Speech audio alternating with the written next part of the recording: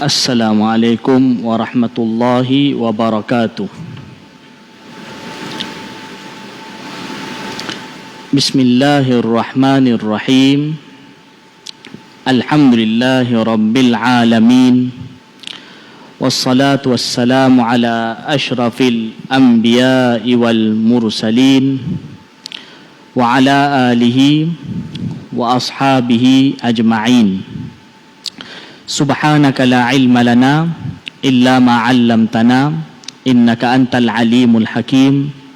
Rabbi shrah li sadri wa yassir li amri wahlul 'uqdatam min lisani yafqahu qawli. Rabbana zidna ilma warzuqna fahma. Amin ya rabbal alamin. Baik. Alhamdulillah, terlebih dahulu yang dihormati pengurusi Masjid Karya Pancur Setiausaha, Timbalan Pengurusi Setiausaha, Ahli Jawatan Kuasa, Tuan Imam Bilal, tuan-tuan sidang Jumaat yang dirahmati Allah Subhanahu Wa Taala sekalian. Baik, Alhamdulillah, sebenarnya seperti mana persetujuan yang dibuat dengan pihak masjid, insya-Allah saya akan menyampaikan tazkirah Jumaat di masjid ini sebelum Jumaat pada setiap minggu kedua dan minggu keempat. Oleh kerana tazkirah Jumaat kalau sebelum-sebelum ni di sini ialah kalau tazkirah ini saya sampaikan tak tetap, tapi kalau dah tetap minggu kedua dan keempat, maka saya memilih untuk membaca hadis Rasulullah SAW. Mana baca kitab hadis. Mudah-mudahan bila kita baca kitab hadis, dengan keberkatan hadis Nabi itu, ia memberikan kekuatan kepada kita untuk beramal dengan perintah Allah Ta'ala dan juga dengan hadis Rasulullah SAW. Kerana kalau kita bercakap kosong, maksud saya kalau kita menyampaikan satu perkara tak sama macam ucapan Nabi, kekuatan rohani kalam manusia biasa tak sama macam kalam Allah dan kalam Nabi Muhammad SAW. Maka kerana itu saya memilih lagi baik, walaupun tak lama, kuliahnya sekejap je kan, mungkin dalam sekitar 20 minit 25 minit, tetapi kita baca berapa yang dapat hadis Rasulullah SAW. Maka saya memilih untuk baca kitab Al-Adabul Mufrad. Al-Adabul Mufrad, dan kitab ini ialah antara kitab karangan Al-Imam Al-Bukhari rahimahullahu ta'ala. Kita semua biasa dengar nama Imam Bukhari rahmatullah alaih. Kitab beliau yang paling masyhur tak lain tak bukan ialah Sahih Bukhari. Sahih Bukhari ni kitab beliau yang paling masyhur, yang mana beliau karang ambil masa lebih kurang selama 16 tahun beliau karang Sahih Bukhari. Dan Imam Bukhari rahmatullah alaih, nama beliau ialah Al-Imam Muhammad bin Ismail Al-Bukhari rahmatullah alaih. Beliau lahir pada tahun 194 Hijrah dan beliau meninggal dunia pada tahun 256 Hijrah. Bila beliau mengarang Sahih Bukhari, kitab itu telah dinobatkan sebagai kitab yang paling sahih selepas daripada Al-Quran, itu Sahih Bukhari. Selain daripada itu juga beliau ada karang kitab lain, antara dia kitab Al-Adabul Mufrad. Al-Adabul Mufrad ni kitab khas berkenaan dengan adab-adab yang diajarkan oleh Rasulullah SAW kepada kita. Nama kitabnya Al-Adabul Mufrad. Selain daripada itu beliau ada karang kitab lain dalam hadis juga, At-Tarikhul Kabir, Juzuk fi Raf'il Yadain, dan kitab-kitab yang lain. Tetapi yang paling masyhur Sahih Al-Bukhari. Jadi kita akan mulakan bacaan kitab ni pembukaan. Nanti kita akan sambung minggu kedua, ni minggu kedua, dan minggu keempat, dan begitulah bulan-bulan seterusnya, minggu kedua dan empat. Tazkirah sebelum Jumaat, saya akan baca kitab ini, kitab Al-Adabul Mufrad. Okay, bab yang pertama daripada kitab Al-Adabul Mufrad ini, babu qawlihi ta'ala wa wassaynal insana biwalidayhi husna. Bab yang pertama, bab pada menyatakan firman Allah Ta'ala yang bermaksud kami mewajibkan kepada manusia berbuat baik kepada kedua-dua ibu bapanya, iaitu Allah mewajibkan kita berbuat baik kepada kedua-dua ibu bapa kita. Wa bihi qala haddathana Abu al-Walid qala haddathana Syu'bah qala al-Walid ibn al-Aizari akhbarani qala sami'tu Aba Amr al-Shaybaniya yaqulu qala haddathana sahibu hadhihi ad-dar wa awma'a biyadihi ila dari Abdillah قال سألت النبي صلى الله عليه وسلم أي العمل أحب إلى الله عز وجل قال الصلاة على وقتها قلت ثم أي قال ثم بر الوالدين قلت ثم أي قال ثم الجهاد في سبيل الله قال حدثني بهن ولو استزدته لزادني. Baik, daripada Abu Amr Asy-Syaibani rahimahullah beliau berkata, telah menceritakan kepada kami tuan rumah ini, dan beliau menunjukkan dengan tangannya kepada rumah Sayyidina Abdullah bin Mas'ud radhiyallahu taala anhu. Maksudnya perawi ni kata pemilik rumah ni sambil tangan dia tunjuk kepada rumah satu orang sahabat yang bernama Sayyidina Abdullah bin Mas'ud radhiyallahu anhu. Beliau kata pemilik rumah ni pernah bagi tahu hadis kepada aku. Okey, apa dia? Iaitu beliau Sayyidina Abdullah bin Mas'ud radhiyallahu anhu berkata, aku telah bertanya kepada Nabi SAW tentang amalan apakah yang disukai oleh Allah Ta'ala. Amalan apakah yang paling disukai oleh Allah Ta'ala? Baginda SAW bersabda, solat pada waktunya. Aku berkata lagi, kemudian amalan apa? Baginda SAW menjawab, berbuat baik kepada kedua-dua ibu bapa. Aku berkata lagi, kemudian amalan apa? Baginda SAW menjawab, berjihad pada jalan Allah Subhanahu wa taala. Maknanya dalam hadis ni Sayyidina Abdullah bin Mas'ud radhiyallahu anhu tanya pada Nabi, amalan apa yang paling Allah suka? Pertama Nabi kata amalan iaitu solat pada awal waktu. Solat pada waktu ni itu maksudnya solat pada awal waktu. Maknanya bila azan, satu orang tu dia tunaikan solat sunat, selepas dah solat sunat dia segera solat. Makna tidak melengah-lengahkan ataupun lambatkan solat. Jadi solat pada awal waktu ialah merupakan amalan yang paling Allah Ta'ala suka. Ini maksudnya kalau tak ada uzur. Kalau ada uzur, kadang-kadang ada orang dalam musafir dan sebagainya, itu ada uzur. Tetapi secara umum ni dituntut bahawa satu orang tu solat pada awal waktu. Macam kalau kita di negara kita, di masjid semua solat awal waktu. Mana kalau orang tu solat datang ke masjid, maka automatik dia akan dapat solat pada awal waktu. Kalau dia tak datang masjid, maksudnya kalau dia tak hadir di masjid, dia solat lepas tu, mana solat lambat lah tu. Sebab solat di masjid tu ialah lepas azan akan tunggu kamat, sambil tunggu kamat tu orang akan solat sunat 4 rakaat, 2 rakaat, lepas tu kamat, lepas tu solat. Itu dikira solat awal waktu. Baik. Kemudian lepas tu ditanya lagi, lepas tu apa?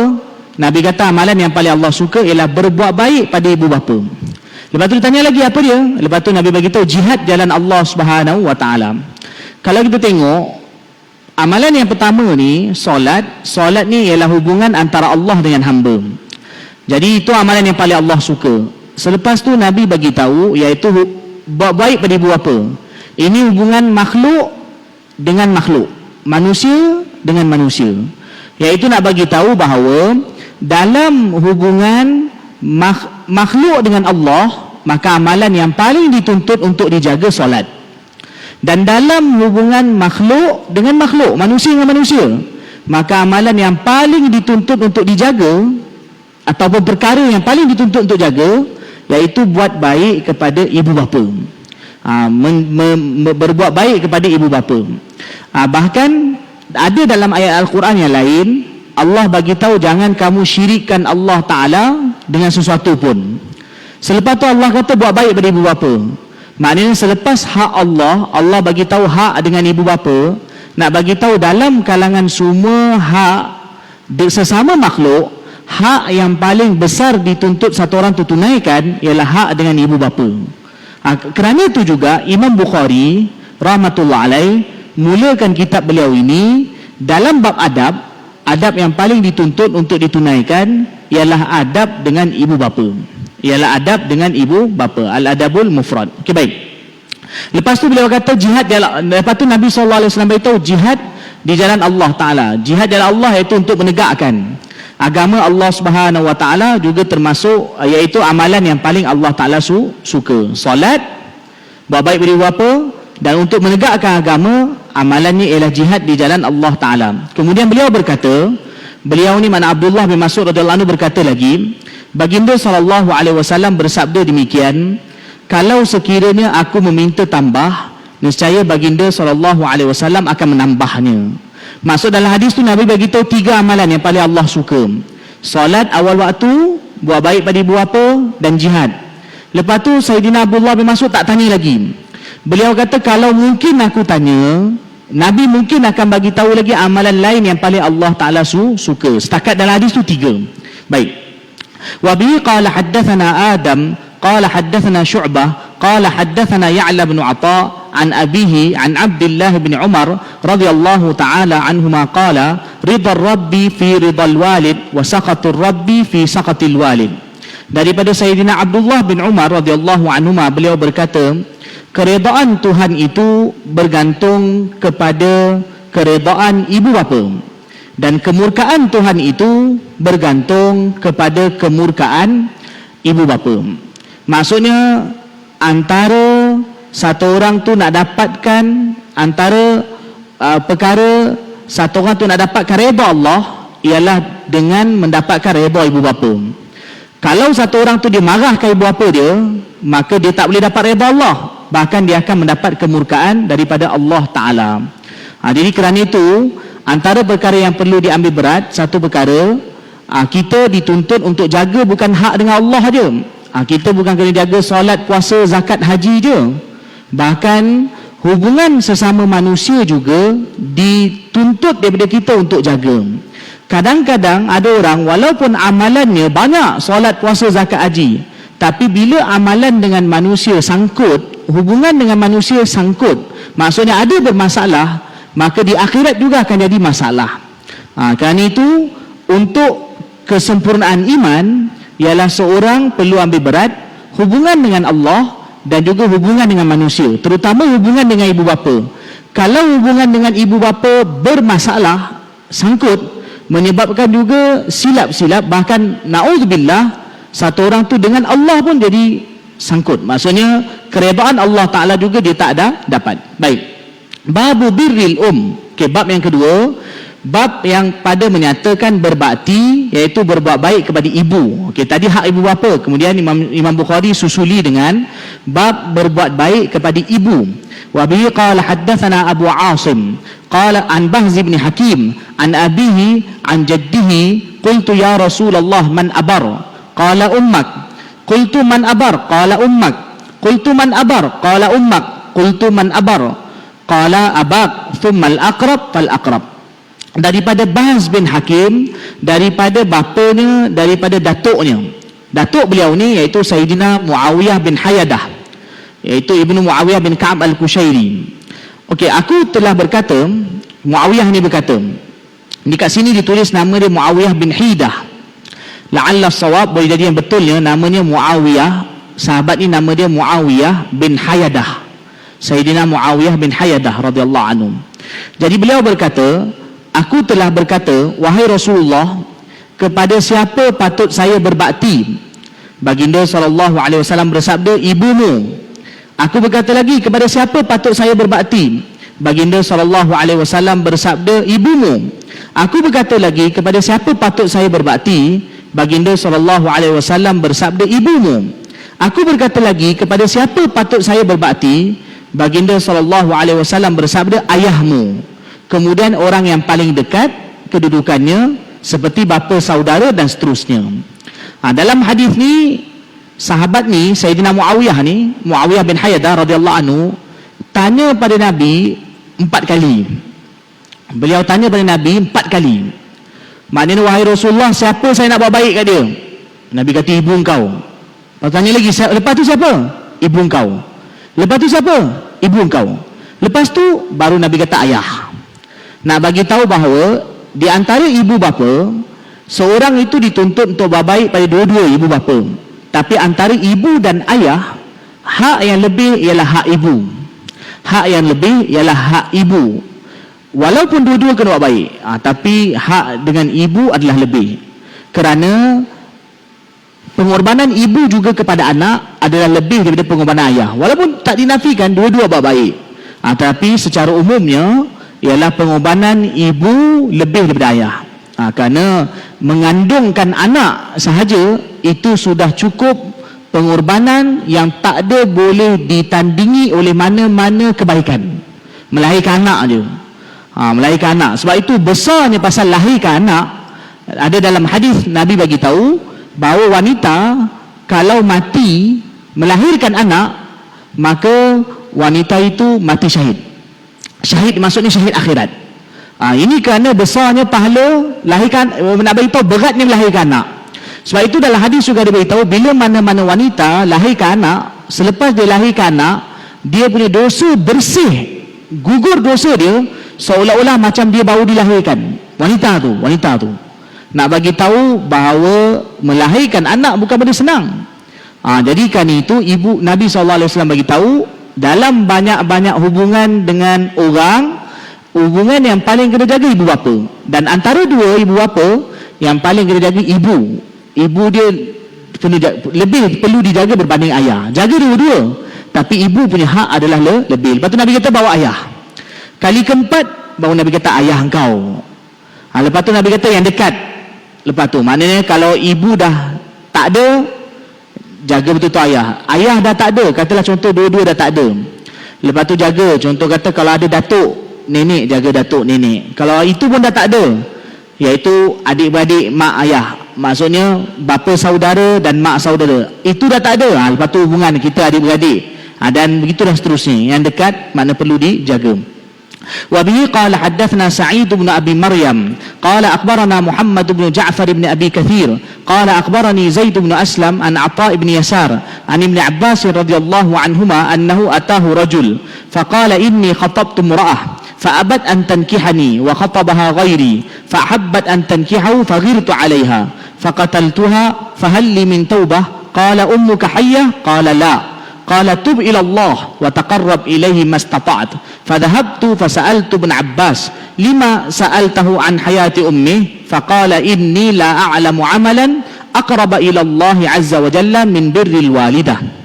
Baik, daripada Sayyidina Ibn Abbas radhiyallahu ta'ala anhuma, bahawasanya seorang lelaki datang kepadanya, maknanya datang kepada Ibnu Abbas. Ibnu Abbas maksudnya Sayyidina Abdullah bin Abbas radhiyallahu anhu, itu sepupu Nabi. Satu orang lelaki datang kepada Ibnu Abbas lalu berkata, sesungguhnya aku meminang seorang wanita, tetapi wanita tersebut enggan menikahi aku, dan telah dilamar wanita itu oleh lelaki lain. Lalu dia menjawab akan menikahi lelaki itu. Maknanya aku pinang, dia tak nak, tapi bila datang orang lain masuk, dia terima. Tapi belum nikah lagi, dia terima. Dia kata dia setuju nak nikah. Maka aku cemburu kepada wanita itu dan aku membunuhnya. Arab. Jadi dia cemburu, dia pergi perempuan tu, dia bunuh perempuan tu. Apakah ada taubat bagi aku?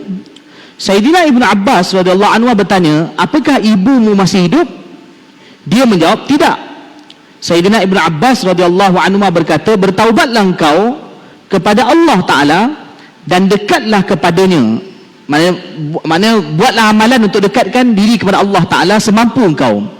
Maka aku, iaitu perawi hadis ini nama Atha' bin Yasar. Atha' bin Yasar ni anak murid Ibn Abbas. Atha' bin Yasar telah pergi kepada Sayyidina Ibn Abbas radhiyallahu anhu, lalu aku bertanya kepadanya. Mana Atha' ni anak murid Ibn Abbas tanya kepada ustaz dia Ibn Abbas radhiyallahu anhu, mengapa tuan bertanya kepadanya tentang hayat ibunya?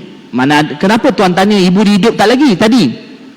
Maka Ibn Abbas radhiyallahu anhu menjawab, sesungguhnya aku tidak mengetahui satu amalan yang paling mendekatkan diri seseorang kepada Allah Ta'ala selain daripada berbakti kepada ibunya.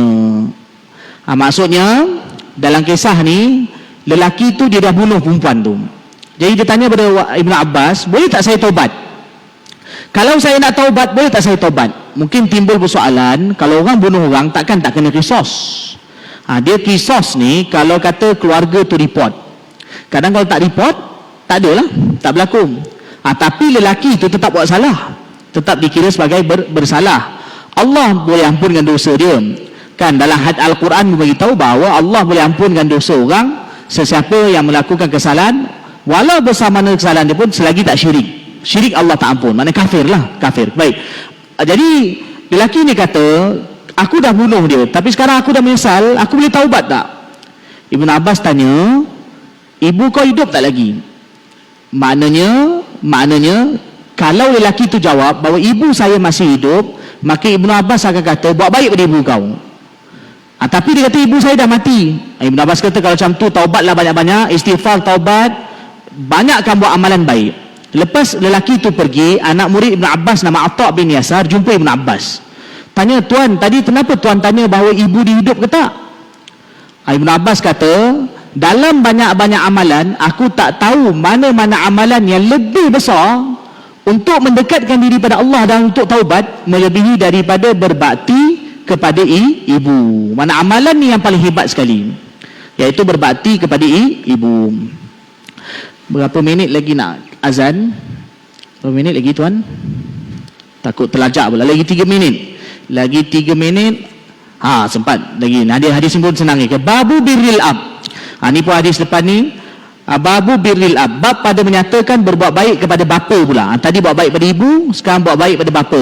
Wa bihi qala haddatsana Sulaiman bin Harbin qala haddatsana Wahib bin Khalid an ibni Shubrumah qala sami'tu Aba Zur'ah an Abi Hurairah radhiyallahu anhu qala qila ya Rasulullah man abar qala ummak qala thumma man qala ummak qala thumma man qala ummak qala thumma man qala abak.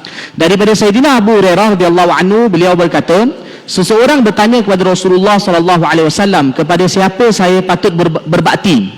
Baginda sallallahu alaihi wasallam menjawab, ibumu. Dia bertanya lagi, kemudian siapa? Baginda sallallahu alaihi wasallam menjawab, ibumu. Dia bertanya lagi, kemudian siapa? Baginda sallallahu alaihi wasallam menjawab, ibumu. Dia bertanya lagi, kemudian siapa? Baginda sallallahu alaihi wasallam menjawab, ayahmu. Hadis ini jelaslah. Tadi pun dah jelaskan, selepas ibu maka kena buat baik pada bapa.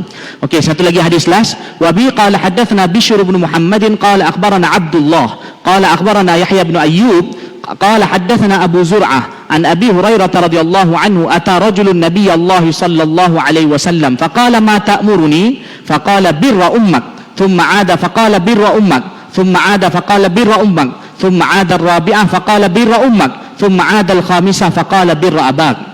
Daripada Sayyidina Abu Hurairah radhiyallahu anhu, telah datang seorang lelaki kepada Nabi sallallahu alaihi wasallam. Lalu dia bertanya, apa yang Tuan perintahkan kepada saya? Maka baginda sallallahu alaihi wasallam menjawab, berbaktilah kepada ibumu. Kemudian dia mengulangi ini lagi. Lalu baginda sallallahu alaihi wasallam menjawab, berbaktilah kepada ibumu. Kemudian dia mengulangi ini lagi, maksud tanya lagi. Lalu baginda sallallahu alaihi wasallam menjawab, berbaktilah kepada ibumu. Kemudian dia mengulangi ini lagi kali keempat. Lalu baginda sallallahu alaihi wasallam menjawab, berbaktilah kepada ibumu. Adalah hadis ini sampai 4 kali dia tanya. Kemudian dia mengulanginya lagi bagi kali kelima. Lalu baginda sallallahu alaihi wasallam menjawab, berbaktilah kepada ayahmu. Mana ada hadis bagi tahu 3 kali ibu atau ayah, ada hadis bagi tahu sampai 4 kali.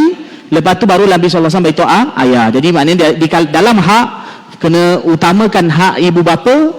Kemudian antara ibu dan bapa maka diutamakan hak ibu melebihi daripada bapa. Baik, wallahu alam. Semoga hadis yang dibaca tadi kita dapat ambil iktibar dan kita beramal dengan dia dan kita sampaikan juga kepada sahabat kita yang lain. Wallahu alam.